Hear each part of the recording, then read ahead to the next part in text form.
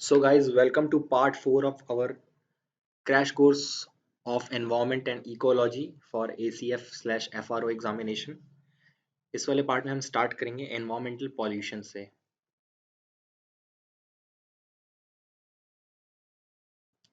Environmental pollution, ठीक है। इसमें से हमेशा ही क्वेश्चन आते हैं इस टॉपिक से।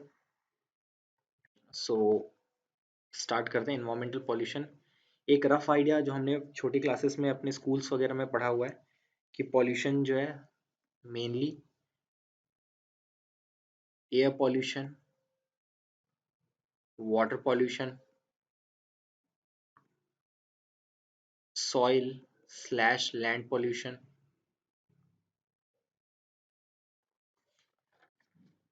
ठीक है। ये मेन हमारे पॉल्यूशंस है, एयर पॉल्यूशन, वाटर पॉल्यूशन और सॉइल पॉल्यूशन, ठीक है। इसके बाद कुछ अनकन्वेंशनल पॉल्यूशंस और भी होते हैं, जैसे थर्मल पॉल्यूशन हो गया, प्लास्टिक पॉल्यूशन है और रेडिएशन पॉल्यूशन है। तो बट मेजर जो मेन इंपॉर्टेंट है वो ये तीन ही है। तो इनको ही स्टार्ट करते हैं। सबसे पहले बात करेंगे हम लोग एयर पॉल्यूशन की।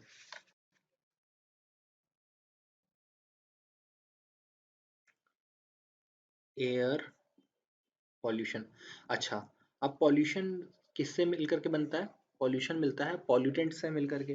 और पॉल्यूटेंट्स क्या होता है? पॉल्यूटेंट्स ऐसे मटेरियल्स होते हैं जो कि अनफिट होते हैं हमारे लाइफ के लिए, ठीक है, हार्मफुल होते हैं हमारे लिए। उन उन कंपोनेंट्स को हम पॉल्यूटेंट्स बोलते हैं। तो पॉल्यूटेंट्स को रफली दो टाइप से क्लासीफाई किया जाता है, प्राइमरी और सेकेंडरी। प्राइमरी पॉल्यूटेंट्स मतलब जो भी अपने नेचुरल फॉर्म में इन्वायरमेंट में एडेड होते हैं वो प्राइमरी होते हैं, जैसे डीडीटी हो गया, प्लास्टिक हो गया। सेकेंडरी पॉल्यूटेंट वो पॉल्यूटेंट्स होते हैं जो प्राइमरी पॉल्यूटेंट्स रिएक्ट करके बनाते हैं। For example PAN, peroxy acetyl nitrate, ये एक पॉल्यूटेंट है। ये कैसे बनता है? नाइट्रोजन ऑक्साइड और एक हाइड्रोकार्बन के इंटरेक्शन से, ठीक है। तो ये होता है सेकेंडरी पॉल्यूटेंट। अब बात करते हैं एयर पॉल्यूशन की, ठीक है। अब एयर पॉल्यूशन स्टार्ट करने से पहले एक चीज समझ लो कि पॉल्यूशन जहाँ कहीं भी आएगा वहाँ जो जब कभी भी कॉजेज की बात करेगा तो कॉजेज में ना ह्यूमन पॉपुलेशन ग्रोथ तो एक कॉमन कॉज है, रैपिड इंडस्ट्रियलाइजेशन कॉमन कॉज है, urbanisation, uncontrol exploitation, forest fire, volcanic eruptions, ये सब। तो एयर पॉल्यूशन की बात करते हैं तो मेजर पॉल्यूटेंट्स क्या क्या होंगे एयर के? Major pollutant carbon monoxide, carbon dioxide, chlorofluorocarbons, lead and last में ओजोन, ठीक है।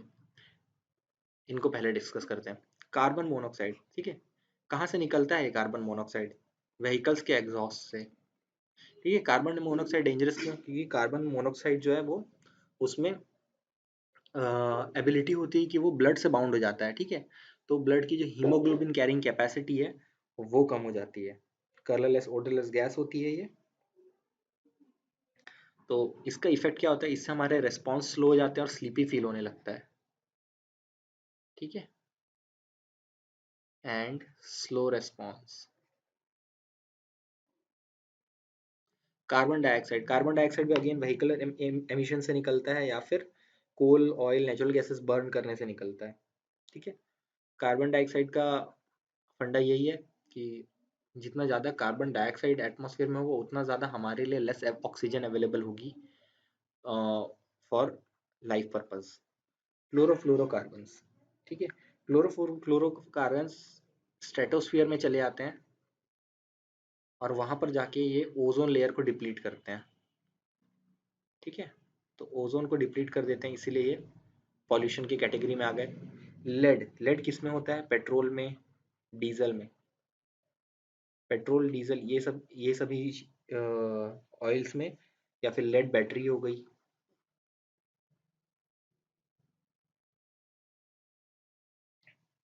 तो लेड जो है मेनली चिल्ड्रंस को अफेक्ट करता है, ठीक है, चिल्ड्रंस को। ओजोन, अब देखो ओजोन के बारे में तो हमने ये पढ़ रखा है कि यार ओजोन तो प्रोटेक्ट करती है लेयर, बट एक्चुअली में ओजोन अगर ग्राउंड पे है, ठीक है, यानी कि एटमॉस्फेयर में है, तब तो ये हमारे लिए क्या है, पॉइजन है।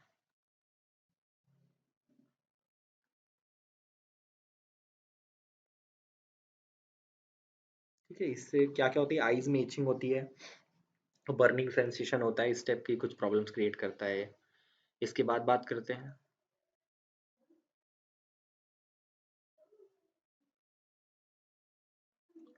SO2 की, सल्फर डाइऑक्साइड। सल्फर डाइऑक्साइड कहाँ से आता है, ये थर्मल पावर प्लांट से मेनली निकलता है। और सल्फर डाइऑक्साइड जो है, ये वाटर के साथ कंबाइन होके क्या करता है, एसिड रेन का फॉर्मेशन करता है, जो कि काफ़ी ज़्यादा डेंजरस होती है। ठीक है, सिमिलरली स्मॉग होता है। स्मॉग क्या होता है, स्मोक प्लस फॉग, स्मोक और फॉग मिल करके स्मॉग बनाता है। स्मॉग क्या करता है, हमारी विजिबिलिटी रिड्यूस कर देता है, और इसके वजह से सनलाइट जो है वो बहुत ज़्यादा आ नहीं पाती है, तो फोटोसिंथेटिक एक्टिविटीज़ वगैरह भी इससे रिस्ट्रिक्ट हो जाती हैं। ठीक है, स्मॉग से ब्रीदिंग कंडीशंस भी एसोसिएटेड है, बहुत ज़्यादा स्मॉग हो जाएगा तो ब्रीथ करने में प्रॉब्लम होती है। ठीक है, तो जहाँ जिस जिस किसी भी रीजन में हैवी ट्रैफिक होता है, हाई टेम्परेचर होती है और विंड्स ज़्यादा तेज़ नहीं चलती, तो वहाँ पर स्मोक होने की पॉसिबिलिटी ज़्यादा होती है।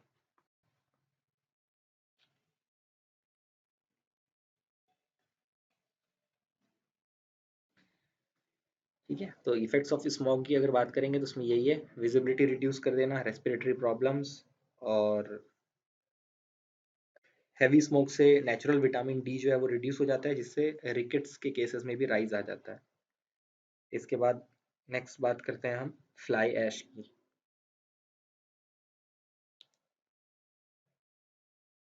ये इंपॉर्टेंट है फ्लाई ऐश, तुमसे एग्जाम में पूछता है फ्लाई ऐश का कंस्टिट्यूएंट क्या होता है, तो फ्लाई ऐश में होता है सिलिका, जिसको हम बोलते हैं एल्यूमिनियम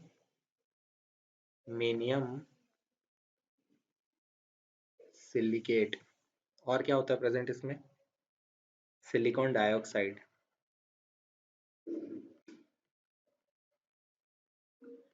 SiO2, और साथ में कैल्शियम ऑक्साइड,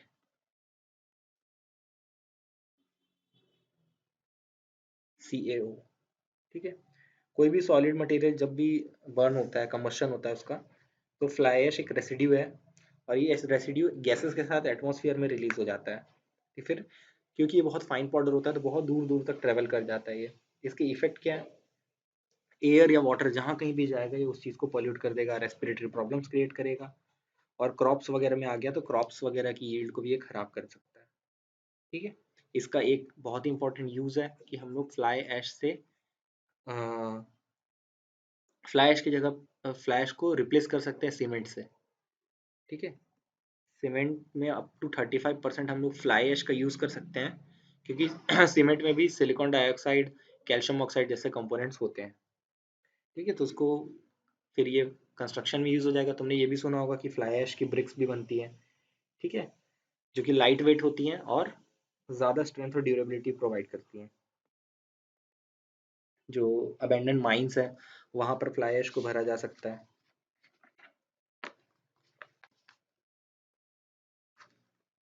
ठीक है, तो अब बात करते हैं एयर पॉल्यूशन के कंट्रोल मेजर्स की, कैसे कंट्रोल कर सकते हैं। ठीक है, कुछ कुछ कॉमन है, इंडस्ट्री से जो एमिशंस निकल रहे हैं उनको रोक दो, और गैसियस एमिशंस कम करो, व्हीकल्स में स्टैंडर्ड प्रोटोकॉल्स लाओ, जैसा भी BS6 स्टैंडर्ड एमिशंस का वो चल रहा है, और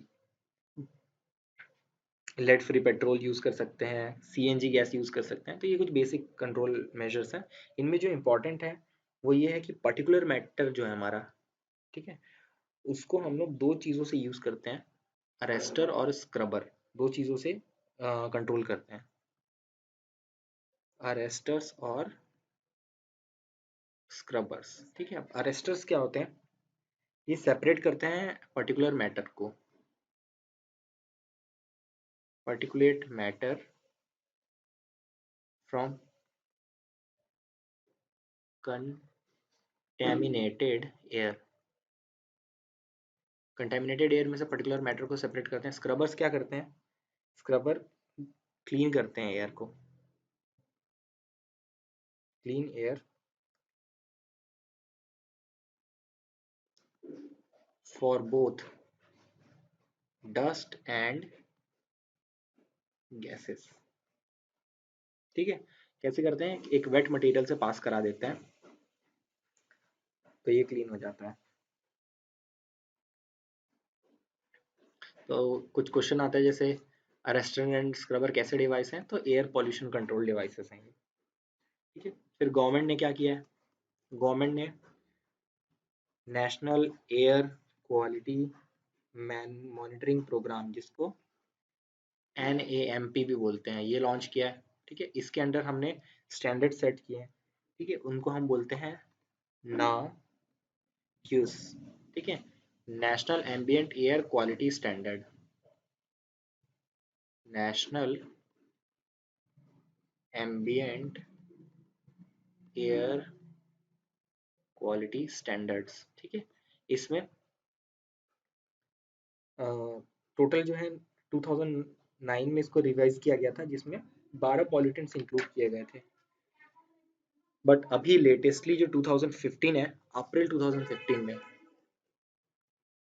अप्रैल 2015 में हमने इसको रिप्लेस कर दिया है नेशनल एयर क्वालिटी इंडेक्स से, जिसमें हम लोग टोटल 8 पॉल्यूटेंट्स के बेसिस पे एयर पॉल्यूशन को कैटेगराइज करते हैं।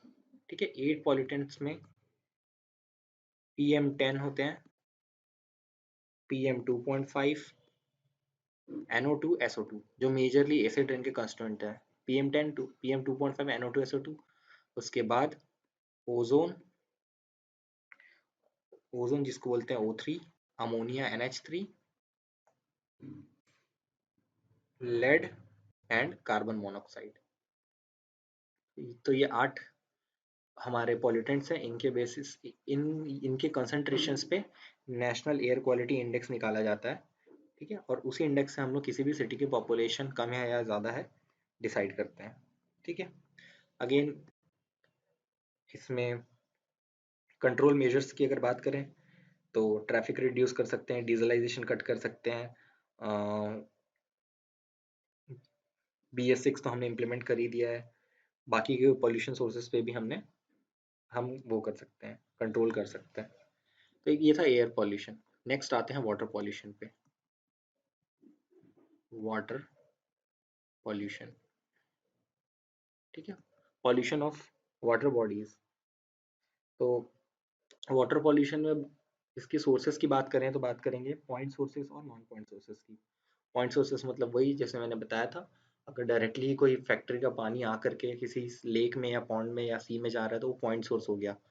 और अगर लीच होके ज़मीन से आ रहा है या एसिड रेन के थ्रू आ रहा है, जिसको हम लोग पर्टिकुलरली पिन पॉइंट नहीं कर सकते, तो वो नॉन पॉइंट सोर्सेज हो गए। ठीक है, तो क्या मेजर सोर्सेज हैं वाटर पोल्यूशन के, सबसे पहला तो वही एग्रीकल्चर सोर्स है। फर्टिलाइजर्स में क्या होता है, नाइट्रोजन, फास्फोरस, पोटेशियम होता है। तो यहाँ पर जब रन ऑफ होता है फील्ड से, तो ये जाकर के रिवर्स, लेक्स या फिर पॉन्ड्स को खराब कर देता है। कई बार हाउस लाइव स्टॉक फार्मिंग जो करते हैं, तो वहाँ से जो डंग्स वेस्ट निकलते हैं पिगरी और स्लॉटर हाउसेस से, सीवेज वगैरह को, उसको भी क्या होता है रिवर में ड्रेन कर दिया जाता है। या अगर नहीं ड्रेन किया जाता है तो सरफेस लीचिंग के थ्रू वो कई बार एडजेसेंट जो आसपास उस एरिया में रिवर है वहाँ चले जाते हैं।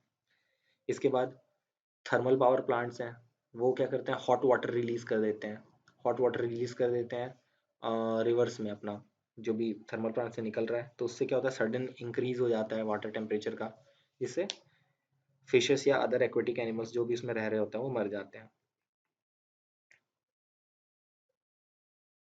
ठीक है, इसके बाद नेक्स्ट आता है मरीन पॉल्यूशन। ठीक है, ओशन पॉल्यूशन। ओशन पॉल्यूशन का मेन केस जो होता है ऑयल स्पिल से होता है। ठीक है, ऑयल टैंक्स अगर उनमें से ऑयल लीक होता है तो वो पूरे सरफेस पे फैल जाता है, और गलती से भी उसमें अगर आग लग जाए तो फिर अच्छा खासा फायर भी सरफेस पे आ जाता है, जिससे जो अपर सरफेस पे रहने वाले ऑर्गेनिजम्स हैं वो मर जाते हैं, और डिजॉल्व ऑक्सीजन कंटेंट जो है वो उस रीजन की कम हो जाती है।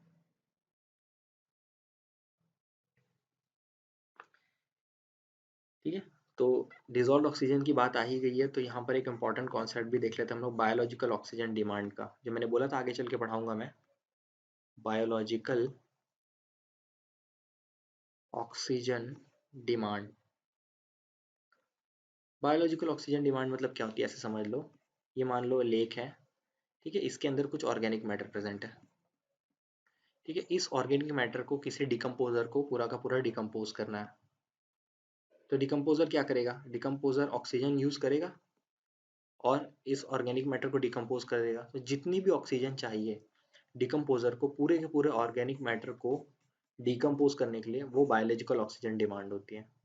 आप समझ के देखो यूट्रोफिकेशन वाला केस, मान लो कोई लेक है, यहाँ पर सरफेस रन ऑफ आ रहा है फर्टिलाइजर से, ठीक है, यहाँ से फर्टिलाइजर से सरफेस रन ऑफ आ रहा है, इसमें बहुत सारे नाइट्रोजन आ गए, अमोनिया आ गए, फॉस्फेट्स आ गए, ठीक है। तो अब क्या होगा, न्यूट्रिएंट्स बढ़ गए तो इसमें एल्गल ब्लूम आएगा, एल्गी बन जाएगी बहुत सारी। एल्गी क्या करेगी, इसमें जितनी भी डिजॉल्व ऑक्सीजन थी इसको यूज कर लेगी और क्या बन जाएगी, खुद अपना फ्लरिश कर जाएगी, पूरी फैल जाएगी।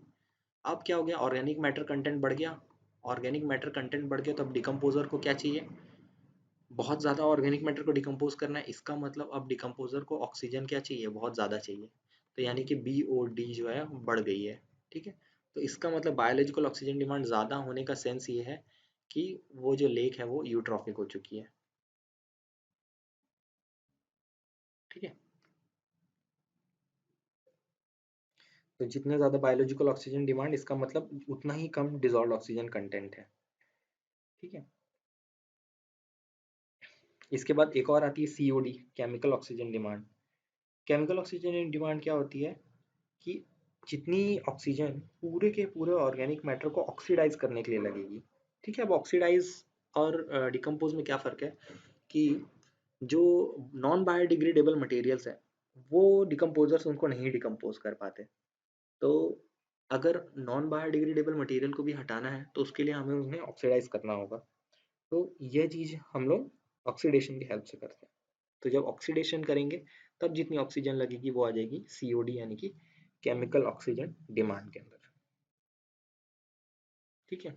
सो BOD से ज़्यादा क्वेश्चंस आते हैं, COD से उतना ज़्यादा नहीं आते हैं। अब देखते हैं effects of on human health.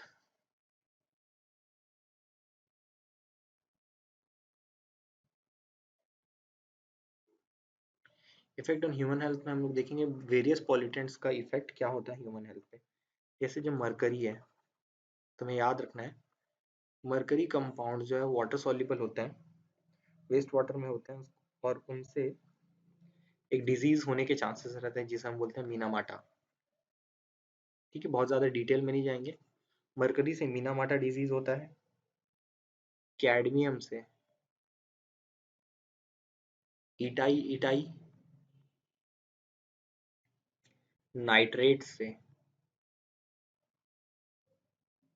Blue baby,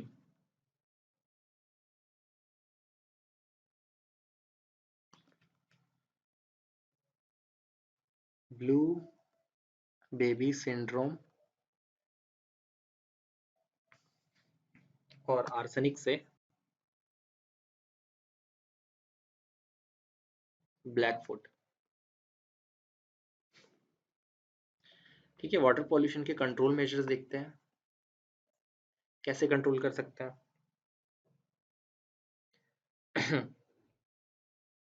oil spill को कंट्रोल करने के लिए एक प्रोडक्ट आता है, इसको हम बोलते हैं ब्रेकोली। ब्रेकोली एक एक्सेलेंट ऑब्जर्व एब्जॉर्बर होता है, तो ये ऊपर के ऑयल को एब्जॉर्ब कर लेता है। एक वाटर हियासिंथ होती है, वाटर हियासिंथ, ठीक है, एक एक्वेटिक वीड बोलते हैं इसको। तो ये क्या करती है, मिनरल्स या मेटल्स ले लेती है वाटर में से और क्लीन कर देती है वाटर को, ठीक है, प्यूरिफाई कर सकती है वाटर को। उसके बाद बेसिक चीज़ तो है ही, जैसे पेस्टिसाइड अवॉइड करना और सीवेज वाटर को प्रॉपरली ट्रीट करके छोड़ना, ये सब बचपन में पढ़ा हुआ है, सब कॉमन है,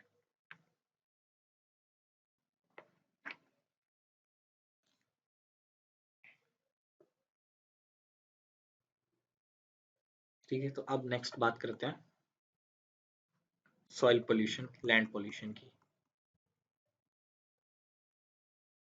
स्लैश लैंड पोल्यूशन। ठीक है, अगेन सबसे पहले तो सोर्सेस की बात कर लेते हैं। लैंड पोल्यूशन कहाँ कहाँ से हो रहा है? इंडस्ट्रियल वेस्ट से। इंडस्ट्रीज अपना वेस्ट रिलीज कर रही है, मरकरी, कॉपर, जिंक वगैरह वगैरह सब के सब लैंड में डीप बरी कर रहे हैं, वहां से हो रहा है। पेस्टिसाइड से,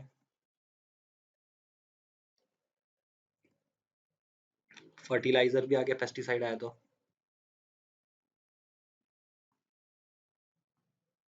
उसके बाद radioactive material, radioactive waste जिसको बोलते हैं, ये कहाँ से निकलता है? न्यूक्लियर पावर प्लांट से निकलता है, और कुछ इलेक्ट्रॉनिक मैन्युफैक्चरिंग कंपनी से भी। ये सारे मेजर सोर्सेस हैं। ठीक है, सॉइल पोल्यूशन को अगर रफली बोला जाए कि टाइप्स में अगर क्लासिफाई करना है तो एग्रीकल्चरल होगा, इंडस्ट्रियल होगा और अर्बन एक्टिविटीज में आएगा। ठीक है, इफेक्ट्स देखते हैं सॉइल पोल्यूशन का क्या इफेक्ट होगा। एग्रीकल्चर का अगर पॉइंट ऑफ व्यू देखें तो वहाँ पर सॉइल की फर्टिलिटी रिड्यूस हो जाएगी, नाइट्रोजन फिक्सेशन रिड्यूस हो जाएगा, इरोजन बढ़ जाएगा, क्रॉप यील्ड कम हो जाएगी, सेलिनिटी इंक्रीज हो जाएगी। अगर हेल्थ इफेक्ट्स देखें तो पॉल्यूटेंट गैसेस रिलीज होंगी, रेडियो एक्टिव रेज जो होंगी हेल्थ प्रॉब्लम क्रिएट करेंगे। एनवायरनमेंट के पॉइंट्स ऑफ व्यू से देखोगे तो वेजिटेशन रिड्यूस होगा, और अर्बन एरियाज की हेल्प में देखोगे तो ड्रेन्स क्लॉग हो जाएंगे, फाउल स्मेल आएगी, वेस्ट मैनेजमेंट की प्रॉब्लम होगी। ठीक है, कंट्रोल अगेन, सॉइल पॉल्यूशन को कंट्रोल कैसे कर सकते हैं?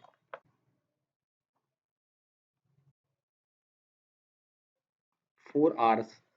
क्या होते हैं 4 Rs? रिफ्यूज, रीयूज, रिसाइकल और रिड्यूस। ठीक है, इससे क्वेश्चन आया है पिछले एग्जामों में कि 4 Rs में क्या नहीं आता है। ठीक है, रीन्यू करके एक टर्म दिया हुआ था, 4 ऑप्शन दिए हुए थे, रीयूज, रिड्यूस, रिसाइकल और रीन्यू। तो रीन्यू नहीं होके बाकी 3 जो थे उसमें थे। ठीक है, तो ये पता होना चाहिए। अब आगे चल के बात करते हैं नॉइज पोल्यूशन की।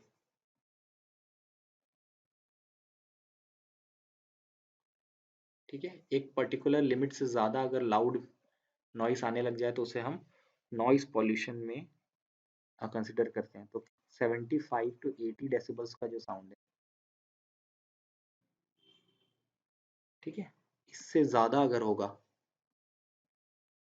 तो फिर वो नॉइज पोल्यूशन में कंसिडर हो जाएगा। ठीक है, क्वेश्चन आया था क्या सेफ लिमिट है या फिर क्या लिमिट है जिसके अबव अगर नॉइज जाएगा तो पॉल्यूशन में कंसिडर होगा, तो वो 80 डेसिबल।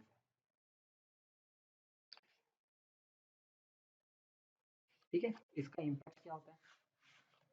इम्पैक्ट यही है कि एनोइंग लगता है, हियरिंग लॉस होता है, इनका परफॉर्मेंस कम हो जाता है, स्लीपलेसनेस होती है और नर्वस सिस्टम को अफेक्ट करता है, खास करके एल्डर पीपल। तो कैसे कंट्रोल कर सकते हैं? पहली बात, सूर से ही कंट्रोल कर लो। ठीक है, जहाँ जिस इंडस्ट्री से आवाज़ आ रही है वहाँ पर जा करके किस सोर्स से आवाज़ आवाज़ आ रही है उसे एलिमिनेट कर दो।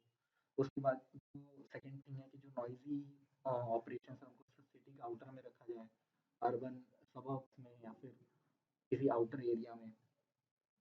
थर्ड है कि प्रोटेक्टिव इक्विपमेंट यूज़ कर सकते हैं, जो भी इंडस्ट्रीज के आसपास रह रहे हैं जहाँ हैवी नॉइज है उन्हें ईयर में ईयर एड्स लगा सकते हैं, वो साउंड एब्जॉर्बिंग फोन्स पहन सकते हैं, हेडफोन्स।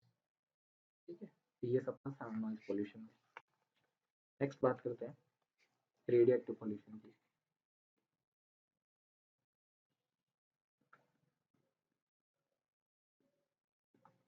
रेडियो एक्टिव पोल्यूशन कहाँ से निकलता है? मेनली जो न्यूक्लियर पावर प्लांट्स होते हैं वहाँ से निकलते हैं। इसको समझने से पहले ना ये देखते हैं कि रेडियो एक्टिव पोल्यूशन किन चीज़ों की वजह से होता है। ठीक है, तो 3 टाइप के पार्टिकल होते हैं। अल्फा पार्टिकल्स जो प्रोटॉन्स होते हैं, बीटा पार्टिकल इलेक्ट्रॉन्स होते हैं, और गामा पार्टिकल्स जो कि इलेक्ट्रोमैग्नेटिक वेव्स होती हैं। इनके वजह से ये रेडिएशंस बनते हैं। तो रेडिएशंस को रफली 2 पार्ट में डिवाइड करते हैं, नॉन आयनाइजिंग और आयनाइजिंग। ठीक है, नॉन आयनाइजिंग मतलब जिसकी पेनिट्रेबिलिटी कम होती है, ज़्यादा चीज़ों को पेनिट्रेट नहीं कर पाते। और आयनाइजिंग रेडिएशन मतलब जिनकी बहुत ज़्यादा पेनिट्रेशन पावर होती है। तो जैसे अल्फा पार्टिकल का एग्जांपल ले लो, उसको तो एक पीस ऑफ पेपर या ह्यूमन स्किन ही ब्लॉक कर देती है। जो बीटा पार्टिकल्स हैं, बीटा पार्टिकल्स स्किन से पास हो जाते हैं, बट स्टिल कोई ग्लास या मेटल ले आओगे तो उससे वो रुक जाते हैं। फाइनली जो हमारे गामा पार्टिकल्स होते हैं, वो ह्यूमन स्किन को तो पार कर ही लेते हैं, साथ ही साथ उसके सेल्स को भी डैमेज कर देते हैं। और उनको रोकने के लिए बहुत thick strong massive piece of concrete चाहिए होता है। तुमने देखा होगा, एक्सरे मशीन के आगे लिखा रहता है, एक साइन बना रहता है और लिखा रहता है कि रेडिएशन आएड। और एक्सरे रूम जो होते हैं उनकी वॉल्स को भी काफ़ी ज़्यादा थिक बनाया जाता है इसलिए, ताकि वो एक्सरेज को ट्रेवल करने से रोक पाए। ठीक है, तो सोर्सेज क्या होते हैं रेडिएक्टिव पॉल्यूशन के? जैसे यूरेनियम 235 हो गया, प्लूटोनियम 239, जो न्यूक्लियर उसमें पावर प्लांट यूज होता है। लेट्स से कि अगर कोई एक रेडिएटिव एक्सप्लोजन हुआ तो फिर ये रेडिएशन हवा में ट्रैवल कर करके दूर दूर इलाकों तक पहुंच सकते हैं। जो यूक्रेन में एक चेर्नोबिल इंसिडेंट हुआ था, ये बेसिकली उस पे ही बेस्ड था।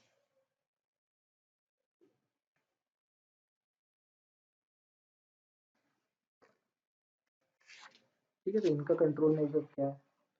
सेफ्टी इक्विपमेंट पहन सकते हैं, सेफली रेडिएक्टिव वेस्ट को डिपॉजिट कर सकते हैं, न्यूक्लियर पावर प्लांट्स को एक आउटर शेल से ढका जा सकता है, और न्यूक्लियर वेपन्स को बैन कर सकते हैं। ये सारे इसके कंट्रोल मेजर्स होंगे।